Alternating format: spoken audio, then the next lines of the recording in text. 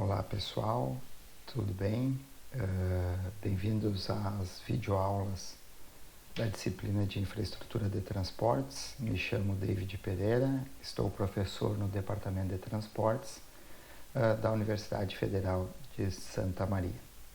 E essa nossa videoaula continuará tratando do bloco de estudo do tráfego. No entanto, hoje nós vamos para a nossa quarta videoaula do bloco, em que trataremos dos fatores de equivalência de carga e dos fatores de veículo, correto? Então, só para a gente recapitular o que nós vimos anteriormente, uma breve recapitulação, a gente teve os principais parâmetros já avaliados, ou a grande maioria dos parâmetros já avaliados, para a determinação do N, que é o número de operações equivalentes do eixo padrão, que é aquele número representativo do potencial destrutivo do tráfego em relação ao pavimento, e ele vai determinar o quão robusta deverá ser a estrutura do pavimento para atender esse número N. Nós temos então o VDM, o P, que é o período de projeto, o T é a taxa de crescimento do tráfego, já vimos o fator de frota, fator de sentido, fator de distribuição, o fator climático regional, faltando apenas o fator de veículo, que nós já vimos a conceituação a partir da videoaula anterior sobre a ASHO Road Test, em que vimos a conceituação física dos fatores de equivalência de carga que vão ser necessários para a determinação desse fator de veículo. Se a taxa de crescimento do tráfego anual é linear, essa é a fórmula a ser utilizada, e essa aqui de baixo é a fórmula para o crescimento geométrico. Voltando à condição que a gente tinha já aplicado todos os parâmetros, né, a gente tinha já a condição de fluxo de veículos comerciais exclusivamente, o total de veículos do período de projeto multiplicado pelo fator de frota, pelo fator de sentido, pelo fator de distribuição. Então a gente já tem a integralidade dos veículos comerciais que trafegarão na rodovia ao longo do período de projeto em um único sentido e na faixa mais carregada. Faltando então que a gente calcule esse fator de veículo para transformarmos aquela quantidade total de veículos comerciais em operações equivalentes do eixo padrão, que é o eixo simples de rodas duplas de 80 kN com uma pressão de inflação dos pneus de 0,55 MPa ou 80 PSI, 80 libras por polegada quadrada. Vimos na aula anterior um experimento icônico que foi a ASHO Road Test, muito importante no rodoviarismo, e muitos conceitos foram formados ou possibilitados seu estudo mais aprofundado na ASHO Road Test, entre eles o fator de equivalência de carga, que fisicamente ele nos dá o potencial destrutivo médio do eixo qualquer em relação ao eixo padrão. Então a gente consegue correlacionar o potencial destrutivo de um eixo qualquer em relação ao eixo padrão. Se o fator de equivalência de carga de um eixo qualquer é 2, a gente diz que uma única operação desse eixo qualquer degrada o pavimento o equivalente operacionalmente a 2 solicitações do eixo padrão. Se um fator de equivalência de carga é igual a 1, nós dizemos que esse eixo qualquer degrada o pavimento operacionalmente o equivalente ao eixo padrão. Se um fator de equivalência de carga é igual a 0,5, nós dizemos que uma única operação desse eixo qualquer degrada o pavimento o equivalente a meia operação desse eixo padrão. Esse é o sentido físico do fator de equivalência de carga, que foi possibilitado a partir daqueles loopings em que a gente tinha a ação em cada uma das faixas dos loopings de uma mesma configuração de eixo e carga. Então, com base nisso, a gente pode ir adiante no conteúdo que, na aula de hoje, vai tentar trazer para vocês o conceito de fator de equivalência de carga associado também aos fatores de veículo. Então vamos nos aprofundarmos inicialmente nos fatores de equivalência de carga. Então, para calcular o fator de equivalência de carga, ou para determinar esse fator de equivalência de carga, vocês viram como empiricamente ele foi trabalhado lá num experimento da ASHE Road Test. Mas aquele experimento, ele assumia como um mecanismo de ruptura a serventia. Então, os fatores de equivalência de carga associados àquele experimento da ASHE, eles tinham como um mecanismo de degradação, ou que ponderavam a ruína do pavimento, a serventia. Só que esse não é o único mecanismo que leva à ruína o pavimento. Existem outros mecanismos. E nós aqui no Brasil, a partir das especificações normativas e de dimensionamento do DENIT, eles assumem, por exemplo, para pavimentos novos, um outro mecanismo de ruptura que não aquele da perda de serventia da ASHTO. E esse que a gente assume aqui é um mecanismo de ruptura do Corpo dos Engenheiros do Exército Americano, da USACE, em que leva em consideração como critério de falência ou ruptura do pavimento o afundamento plástico no subleito a partir da ruptura por cisalhamento desse material de subleito ou das demais camadas, sobretudo granulares, abaixo do revestimento. Então, conhecer qual é o mecanismo de ruptura pode nos levar a fatores de equivalência de carga calculados de maneira diferentes e que, por sua vez, por apresentarem mecanismos também distintos de ruína, terão números comparativamente também diferentes. Então, o fator de equivalência de carga ele não é único, ele depende, mesmo quando a gente estiver comparando um eixo qualquer com um eixo padrão, ele nunca vai ser sempre o mesmo em função do mecanismo de ruptura. Eu vou deixar isso mais claro logo adiante na apresentação dessa videoaula. Então, para que a gente consiga também determinar isso, eu preciso saber o tipo de eixo, as frequências de ocorrências, o peso dos veículos, as suas frequências de ocorrência. Então, inicialmente, eu vou colocar aqui os fatores de equivalência de carga da ASHE Road Test, que tinham como critério de ruptura a serventia. Então, matematicamente, se eu quiser calcular qual é o fator de equivalência de carga, por exemplo, de um eixo simples de rodas simples em relação ao eixo padrão, e esse eixo padrão nunca muda, é o eixo simples de rodas duplas de 80 kN com 0,55 megapascal de pressão da inflação dos pneus, eu deverei usar essa equação. De tal sorte que se eu entrar com a carga desse eixo qualquer, vamos imaginar, eu quero calcular o fator de equivalência de carga do eixo simples de roda simples com a carga máxima legal, que é 6 toneladas ou 60 kN. Eu vou entrar com 60 kN, que é a carga desse eixo qualquer. Lembrem que nessa equação eu preciso usar as cargas em kilonewtons, divido por 76,2, elevo na potência de ordem 4,32 e o resultado final é o fator de equivalência de carga do eixo simples de roda simples. Por sua vez, se eu imaginar e pretender calcular o fator de equivalência de carga para a ASHE Road Test ou para o critério de serventia, ruptura, o critério de ruptura serventia de um eixo simples de rodas duplas de 100 kN, que é a carga máxima legal, eu vou precisar colocar 100 kN dividido por 80,12 e elevar pela mesma potência da ordem, então, 4,32. Esse número vai ser o número alusivo ao fator de equivalência de carga do eixo simples de rodas duplas de 100 kN. Depois nós vamos fazer vamos verificar de maneira gráfica o que eu estou falando e nós vamos chegar a algumas conclusões importantes. O fator de equivalência de carga do eixo tandem duplo é dado por essa expressão. Eu entro com a carga do eixo tandem duplo.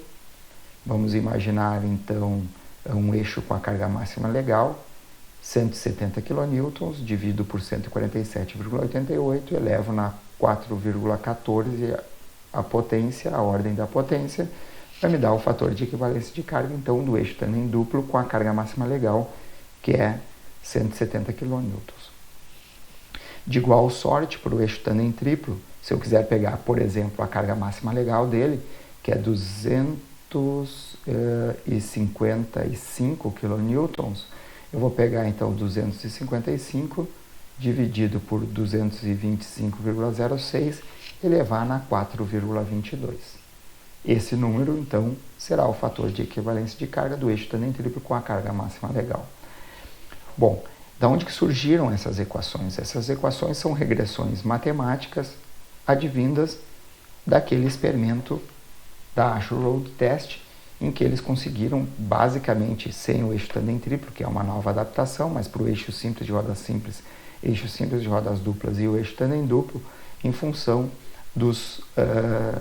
das configurações diferentes de cargas que eles tinham em cada uma das faixas dos loopings. Então, com os dados, com a avaliação que se tinha lá da serventia, esse é o valor que a gente usa aqui no Brasil, em termos médios e representativos, então, do potencial destrutivo dos eixos qualquer, de um eixo qualquer em relação ao eixo padrão, quando se tem como objetivo, associarmos a ruptura por serventia. Só que esses valores, eles são relativos, eles são muito fundamentados para o tipo de pavimento. Esses fatores de equivalência de carga que eu estou apresentando são só para pavimentos asfálticos sem bases cimentadas. Quando eu tenho bases cimentadas, esses fatores podem ser completamente diferentes. De outro lado, eu tenho os fatores de equivalência de carga do corpo do exército, dos engenheiros do exército americano, da USAC, que tem um outro critério de ruptura. Então, aquela correlação que eu tinha para ASTO, por exemplo, para o eixo simples de rodas duplas de 100 kN, para a FEC, não necessariamente não é igual o FEC do corpo dos engenheiros do exército americano para esse eixo simples de rodas duplas de 100 kN. E aqui a expressão ela é diferente, porque são regressões matemáticas distintas, obtidas numa condição de contorno empírica e que levou o critério de ruptura distinto do anterior. Aqui tem a ver com afundamento plástico a partir da ruptura por cisalhamento das camadas. Então a gente tem aqui o tipo de eixo, para a gente saber qual equação chegar. Esse tipo de eixo pode ser o dianteiro simples ou traseiro simples. Em linhas gerais, dianteiro simples é o eixo simples de rodas simples, o traseiro simples é o eixo simples de rodas duplas, com base na faixa de carga, que nesse caso é importante a gente lembrar, a unidade da carga, que é colocada na fórmula como o símbolo P é a carga, tem que ser colocado em toneladas forças. Então, se eu estou trabalhando com esse eixo entre 0 e 8 toneladas forças, eu vou usar essa primeira equação aqui, vou colocar a carga, por exemplo, 6 toneladas forças, e determinar o fator de equivalência de carga, que ele chama simplesmente de FC, fator de carga. Para o eixo tandem duplo, eu também tenho duas expressões segmentadas ou subdivididas em função do carregamento, que eu entro com a carga P do eixo tandem duplo e saio com o fator de equivalência de carga. De igual sorte, a gente tem no tandem triplo, segmentado também por dois níveis de carregamento, de 0 até 18 toneladas e acima de 18 toneladas, e eu vou ter duas equações que vão me permitir a determinação do fator de equivalência de carga do corpo do exército americano. A partir de agora eu vou falar somente os ACE. Quando falar os ACE, vocês já vão saber que esse é o critério de ruptura, certo? Uma coisa importante é que a gente não pode confundir esses dois fatores de equivalência de carga. Eu vou calcular, por exemplo, um fator de equivalência de carga para ASTO e um outro, se for necessário, para os ACE. E esses valores não obrigatoriamente, não necessariamente serão iguais, porque eles estão atribuindo, eles estão relacionando fatores que têm a ver com rupturas diferentes do pavimento. Eventualmente, uma estrutura de pavimento pode ser mais resistente a um tipo específico de configuração geométrica de eixo, dado um critério do que em relação a um outro critério de ruptura. Então, basicamente, essas são as diferenças que a gente tem. Se eu quiser realizar uma comparação, ao menos que fique mais fácil graficamente, aqui eu tenho, então, um ábaco, um gráfico que mostra a carga do eixo simples de roda simples e aqui o fator de equivalência de carga numa escala logarítmica. E é assim que eu vou apresentar todos os demais fatores de equivalência de carga. Em verde sempre vai ser o do exército americano e em vermelho sempre vai ser o da AASHTO. Então vamos imaginar uma carga, por exemplo, do eixo simples de roda simples de 6 toneladas, que é a carga máxima legal. Eu posso usar as equações ou esse ábaco. No cálculo, né, a gente usa as fórmulas. Aqui graficamente eu vou observar que para 6 toneladas eu tenho o fator de equivalência de carga que é da ordem de 0,3 para o verdinho, que é o corpo do exército americano, da USACE, e um pouco maior, talvez 3,5, para os fatores de equivalência de carga da AASHTO, certo? Na medida em que a carga vai aumentando, e vocês vão poder observar isso nos demais, essas duas curvas, elas acabam se separando, com valores maiores, mais à direita, para os fatores de equivalência de carga do exército americano. Então, lá para uma carga de 17 toneladas, que seria extremamente elevada para esse tipo de eixo, né, eu teria algo bem diferente entre eles. Se a gente olhar para o eixo simples de rodas duplas agora, 10 toneladas é a carga máxima legal. Observem, para a curva em vermelho, da AASHTO eu tenho aproximadamente 2,6 e para o corpo do exército americano eu teria algo próximo de 2, 3 e alguma coisa, provavelmente, tá? Então a gente teria que botar no papel, calcular e daí teríamos esses dois valores. Observem novamente, para cargas que vão se avolumando, a gente tem diferenças bastante discrepantes entre elas. Então, se a gente tivesse com 20 toneladas, por exemplo, né, a gente já viu lá naquelas nossas primeiras videoaulas sobre tráfego, que essa é uma carga que não é tão incomum a gente encontrar nas nossas rodovias. Os fatores de equivalência de carga, eles seriam para 20 toneladas algo próximo a 10, 20, 30, 40, 50 quase, ou seria 100 e lá vai pedrada, né? 200 e alguma coisa, 250 para o corpo do exército americano.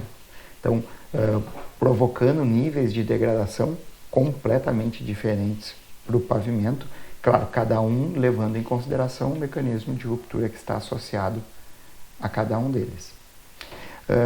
Se eu quiser saber a carga, por exemplo, que o eixo tandem duplo agora, ele provocaria a mesma degradação do eixo padrão, basta eu pegar o intercepto com o fator de equivalência de carga igual a 1, porque isso significa unidade em termos de degradação do pavimento. Pelo corpo dos engenheiros americanos, que é a curva em verde, eu teria uma carga de aproximadamente 12 toneladas, gerando um fator de equivalência de carga igual a 1. Então, um eixo tandem duplo com 12 toneladas, ele me degradaria o pavimento o mesmo tanto que o eixo padrão. E agora, em termos da AASHTO, esse valor seria de carga da ordem de 15. Então, 15, próximo de 15 toneladas, seria a carga do eixo tandem duplo, que degradaria o pavimento o mesmo montante que o eixo padrão, que é o eixo simples de rodas duplas de 80 kN, degrada o pavimento. Observem que a gente vai tendo sempre um descolamento na medida em que as cargas vão aumentando entre as duas curvas representativas dos fatores de equivalência de carga da USACE e da AASHTO. E aqui do eixo tandem triplo. A mesma coisa nós temos aqui, certo?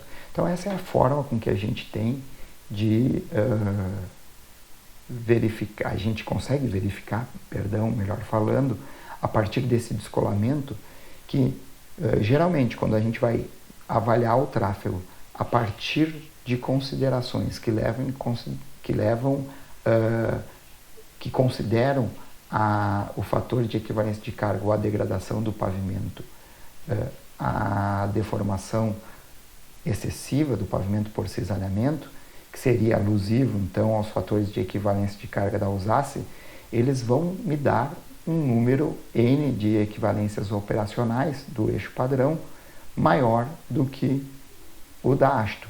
Não quer dizer que lá no campo eu vou ter configurações de eixos diferentes. Para a mesma configuração de eixo, quando eu calculo o N pela hasto e quando eu calculo o N pela usace, eu tenho um número de operações equivalentes diferentes. Por que isso? Porque eu tive que usar, e logo na sequência nós vamos ver, fatores de equivalências distintos. E os fatores de equivalência de carga costumam ser maiores quando a gente trabalha com os FECs do Corpo dos Engenheiros Americanos, quando comparado com o da hasto. Bom, mas quando é que eu uso um ou uso o outro? Sou eu que defino? Não, não sou eu que defino. Isso já vem pré-estabelecido na metodologia de dimensionamento que a gente vai utilizar. Então, trazendo aqui para o nosso caso nacional, nós vamos estudar pavimentos novos, o método de dimensionamento do DENIT, que é pautado no método do CBR, e para o método do CBR, para pavimentos asfálticos, nós vamos utilizar os fatores de equivalência de carga do Corpo dos Engenheiros do Exército Americano. Em contrapartida, quando nós estivermos lá no final do curso, trabalhando agora com a restauração do pavimento pelo método do PRO 11, também normatizado pelo DENIT, nós vamos trabalhar com os FECs associados a uma ruptura por serventia, que são aqueles encontrados na ASHO Road Test. Então não sou eu que escolho, eu não vou escolher, por exemplo, o N, o cálculo do FEC que me gere um N maior e com esse N maior eu dimensiono meu pavimento. Não é assim. Eu já tenho pré-estabelecido na metodologia de dimensionamento qual o FEC que eu vou usar. Por exemplo, hoje está ainda em estudo, em fase de estudo no DENIT, a introdução do Medina. E o Medina leva em consideração os fatores de equivalência de carga da usace, quer seja para projeto de pavimentos novos ou para restauração de pavimentos. Então vejam que nem sempre a hasto vai ser utilizada para reforço de pavimentos e usasse para dimensionamento de pavimentos novos. Existe um método americano, que é o próprio método da hasto, que possibilita inclusive o dimensionamento de pavimentos novos, que é pautado pelos fatores de equivalência de carga, obviamente, da hasto. Então a gente não pode, ao nosso bel prazer, escolher qual o fator de equivalência de carga. Ele já está associado necessariamente, obrigatoriamente, ao método que a gente está utilizando para dimensionar o pavimento. Bom, pessoal, então essa altura só para a gente tentar recapitular. Qual é o nosso objetivo mesmo? Na verdade, nosso objetivo é avaliar o tráfego, é ter aquele número alusivo ao potencial destrutivo desse tráfego que vai condicionar a minha estrutura do pavimento. Se o tráfego for muito alto, eu preciso de uma estrutura mais robusta. Se o tráfego for menor, eu não preciso uma estrutura tão robusta assim. Esse é o nosso grande objetivo com essas videoaulas que estão tratando do tráfego. Mais especificamente, nesse momento, o que nós queremos é determinar o fator de veículo, que é aquele fator que é capaz de correlacionar o potencial destrutivo médio dos veículos comerciais, que foi o que restou, né, das nossas equaçõezinhas lá, né? Olha só, o que eu tenho aqui é só veículo comercial, já acumulado ao longo de todo o período de projeto, considerando esse período, considerando a taxa de crescimento e a forma de crescimento do tráfego, considerando o nosso VDM, considerando o fator de frota, o fator de sentido e o fator de distribuição. Então, o que nós temos aqui na prática é a totalidade de veículos comerciais que trafegarão na rodovia ao longo do período de projeto. E esses veículos, eles têm diferentes configurações de eixos. E essas diferentes configurações de eixos geométricas também estão trafegando com diferentes cargas. O que eu preciso, então, dessa forma, é calcular quanto que, em média, cada um dos veículos comerciais degrada o pavimento em relação a um eixo padrão. E isso vai ser possível a partir da determinação desse fator de veículo, certo? Esse é o nosso objetivo, para que a gente chegue, então, ao cálculo do número N, que é o número de solicitações equiparáveis ao eixo padrão.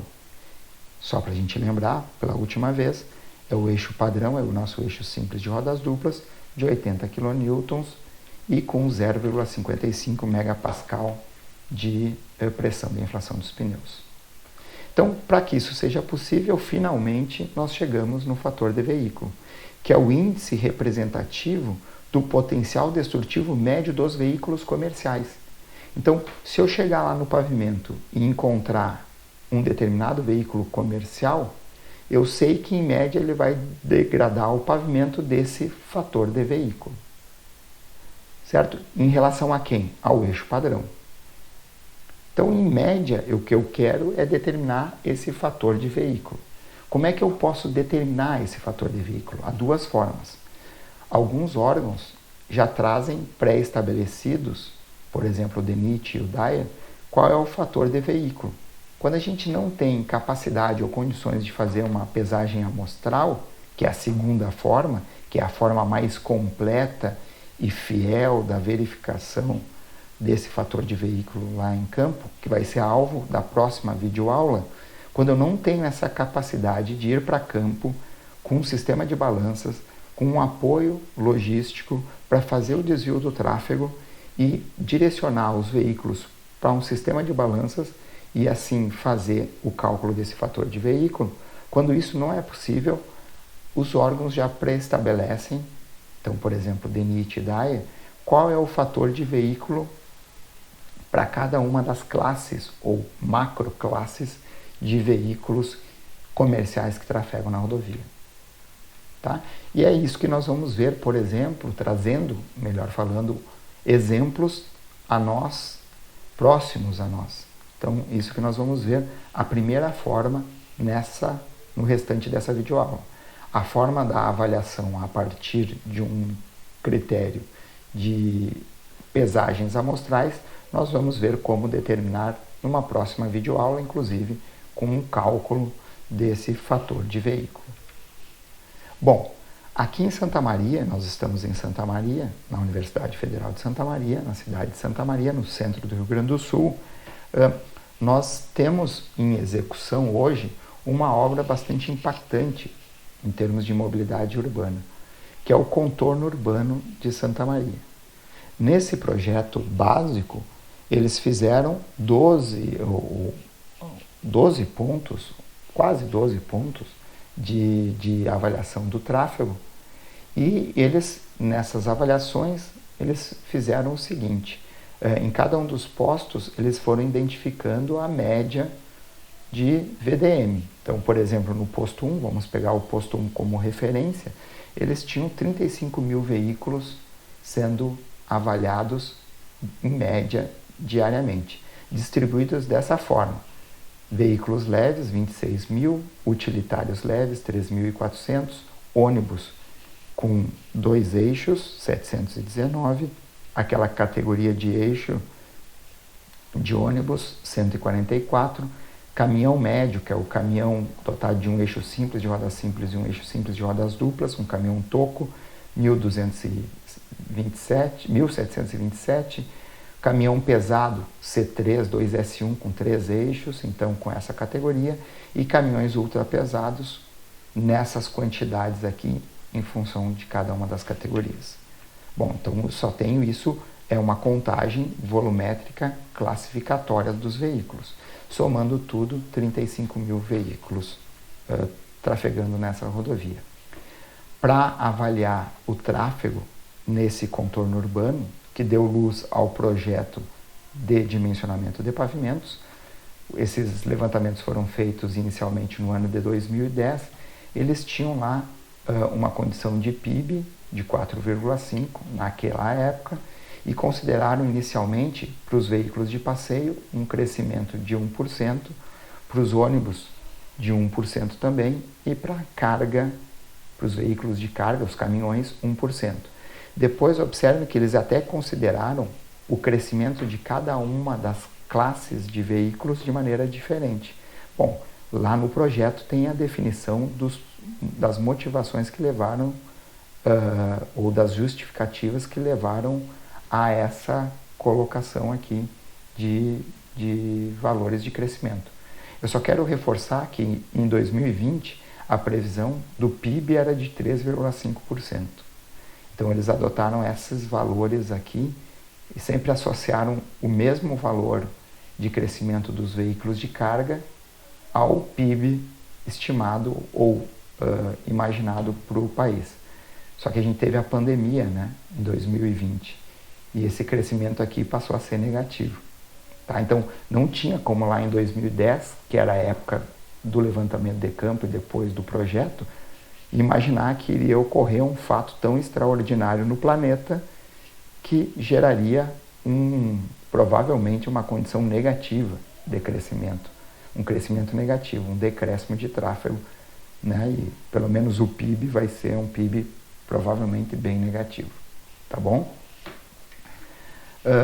O que eles fizeram então? Eles consideraram isso por todo um referencial e baseado também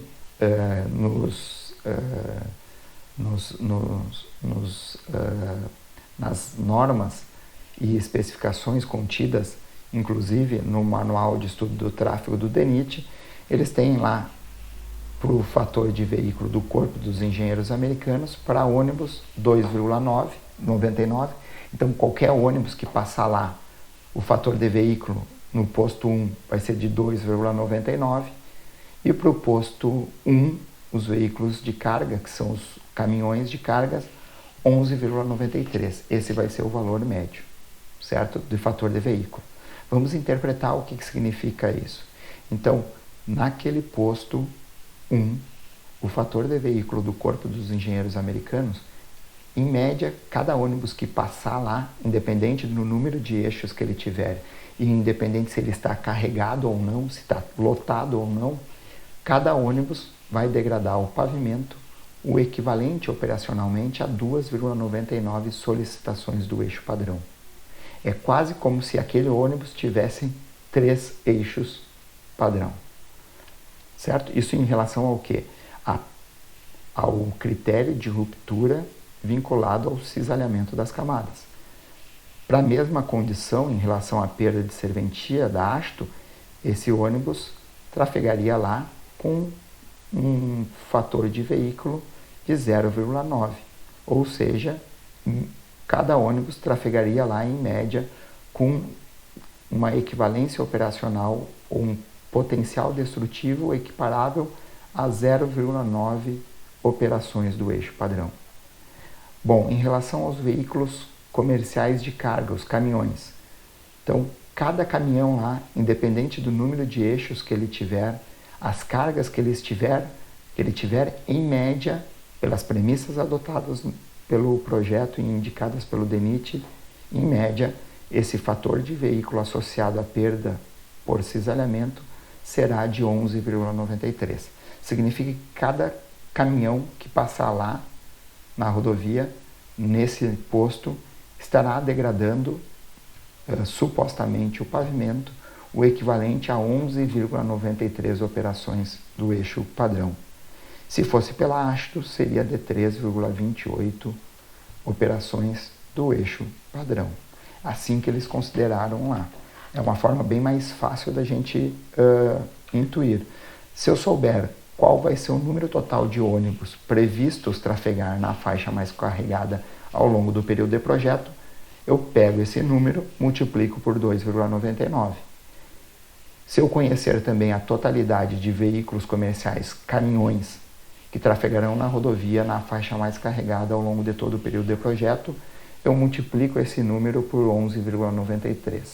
Esses dois montantes somados vão me dar a equivalência operacional ao eixo padrão total, que é o meu número N. Mas nós vamos fazer depois alguns cálculos e listas de exercícios que vão conduzi-los a essa compreensão.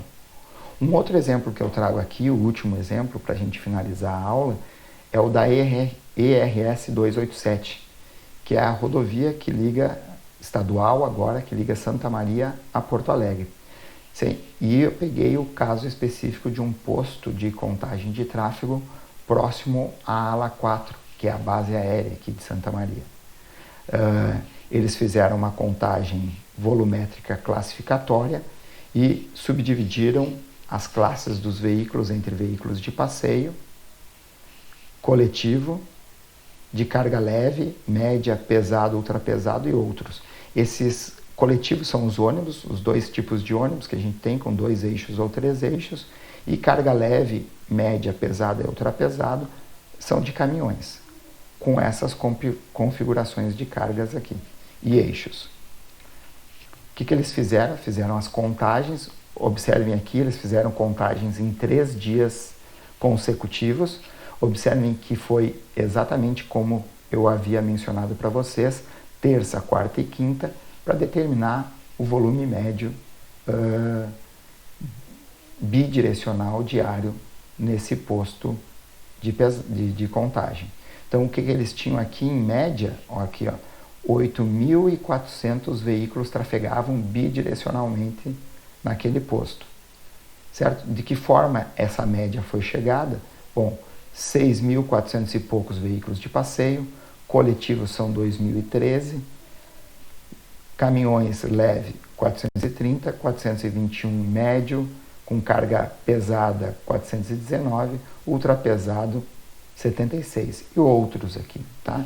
Esses outros aqui, ó, tem motocicletas, um trator, bicicleta, algum veículo com tração animal, carroça, tá? Então, o que nos interessa é basicamente o coletivo e os veículos de carga. Esse número aqui é que nos interessa. Então, até para a gente intuir o que é o VDM e o fator de frota, para eu determinar o fator de frota, bastaria eu somar os coletivos e todos os outros caminhões, pego esse valor e divido pelo total. Esse valor seria o meu fator de frota, tá? Bom, e o que eles fizeram, então? Eles tinham aquelas quantidades que eu acabei elencando para vocês, certo? Essas quantidades, elas são referenciadas nessa tabelinha aqui ao ano de 2015, por isso que os valores são um pouco diferentes. Eles têm as taxas de crescimento para cada um dos grupos de veículos, então os veículos de passeio, os coletivos e os veículos de carga. Eles fizeram sempre o mesmo parâmetro, 5% de taxa de crescimento. É uma taxa de crescimento bastante elevada para as condições atuais. Bom, mas foi o que norteou o projeto deles. Observe que eles têm aqui um período de projeto de 8 anos, um fator climático igual a 1, o fator de faixa que eles chamam é o fator de distribuição. Ali nós temos uma rodovia de pista simples com uma faixa por sentido. Eles já estão trabalhando unidirecionalmente, creio eu, isso depois a gente pode verificar, mas o fato é que eles têm aqui os fatores de veículo. Esses fatores de veículos são os fatores de veículos que eles chamam fatores de veículos do Dyer. E esses fatores de veículos do Dyer, eles são muito semelhantes aos fatores de veículo, esses fatores, melhor falando, de veículo do Dyer, são fatores obtidos por fatores de equivalência de carga muito semelhantes ao do corpo do exército americano. Então eles têm lá, ó, para coletivos, os fatores de veículo é de 0,345. Para carga leve, 0,06. Média, 1,37. Pesado, 4,98. Ultra pesado, 11,2. O que significa que cada veículo considerado por eles pesado que é esse veículo pesado. Nós vimos a configuração desse veículo, eu acho que é ultra pesado que eu estou falando, né? São veículos com 4 ou mais eixos. Então, esses ultra pesados aqui, eles teriam cada operação daquele veículo ultra pesado, ele degradaria o pavimento equivalente a 11,2 solicitações do eixo padrão. Se eu souber qual vai ser a totalidade desses eixos, que passam ou num ano ou ao longo de todo o período de projeto, bastaria eu multiplicar o número total desses veículos, né? Desculpa, eu talvez tenha falado eixo. Se eu souber a quantidade total de veículos comerciais, caminhões de carga ultrapesada que passarão na rodovia por um ano ou ao longo de todo o período de projeto, eu pegaria esse valor, multiplicaria pelo seu fator de veículo e eu teria já a parcela de contribuição em termos de equivalências operacionais do eixo padrão para essa configuração. Se eu fizesse o mesmo para todos os demais, essa soma me daria o número N. E se a gente observar aqui, ó, nosso número N foi feito anualmente em função de cada uma das classes e a gente chegou a um N acumulado entre 2015 e 2023 da ordem de 6,6 vezes 10 na 6. Esse é o nosso número N para essa rodovia que liga acumulado desde 2015 a 2023. Correto? Espero que tenha ficado entendido. Obviamente que isso vai ficar de uma maneira mais solidamente fixado a partir de exemplos práticos que a gente venha fazer, e nós vamos fazer isso oportunamente, nós vamos fazer esses cálculos, mas essa é a forma mais simples, mais fácil da gente determinar esse fator de veículo e, por conseguinte, complementar e finalizar a determinação do nosso número N.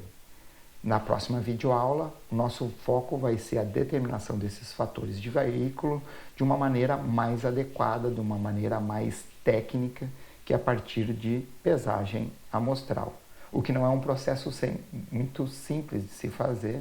Existe uma série de condicionantes que eu vou elencar e vou comentar com vocês e que a gente também, paralelamente, vai fazer um exemplo hipotético de cálculo desses fatores de veículo a partir de um dado hipotético que eu trarei para vocês na próxima aula.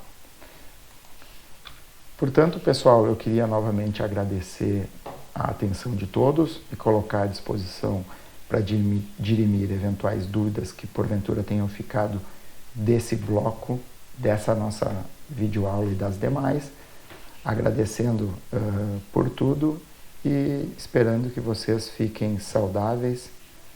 Até a próxima, um grande abraço.